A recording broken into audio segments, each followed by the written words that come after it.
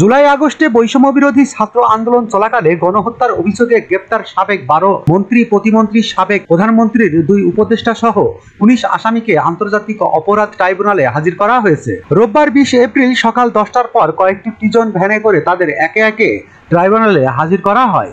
ট্রাইব্যুনালের চেয়ারম্যান বিচারপতি মোহাম্মদ গোলাম মর্তুজা মজুমদারের নেতৃত্বে 3 সদস্যের আন্তর্জাতিক অপরাধ ট্রাইব্যুনালের বিচারকী প্যানেলে এ বিষয়ে শুনানি হওয়ার কথা রয়েছে। ট্রাইব্যুনালের বাকি 2 সদস্য হলেন বিচারপতি মোহাম্মদ শফিকুল আলম মাহমুদ ও বিচারপতি মোহাম্মদ মহিতুল হক এনাম চৌধুরী। ট্রাইব্যুনালে হাজির হওয়া আসামিরা হলেন বিগত আওয়ামী লীগ সরকারের সাবেক মন্ত্রী দীপু মনি, শাহজাহান খান, জাসদ সভাপতি হাসানুল হক ইনু, আপিল বিভাগের সাবেক বিচারপতি AHM শামসুদ্দিন চৌধুরী মানিক, সাবেক প্রতিমন্ত্রী জুনায়েদ আহমেদ পলক, কামাল আহমেদ মজুমদার, সংসদ সদস্য সোলাইমান সেলিম, পুলিশের সাবেক আইজিপি চৌধুরী আব্দুল্লাহ আল মামুন, সাবেক স্বরাষ্ট্র সচিব জাহাঙ্গীর আলম, গোলাম দস্তগীর গাজী, কামরুল ইসলাম, আমির হোসেন আমু, ওয়ার্কার্স পার্টির সভাপতি রাশেদ খান মেনন, ফারুক খান, আনিসুল হক, আব্দুর রাজ্জাক, সাবেক প্রধানমন্ত্রীর উপদেষ্টা তৌফিকে ইলাহি চৌধুরী, সালমান এফ রহমান এবং NTC-MCর সাবেক মহাপরিচালক জিয়াউল আহসান।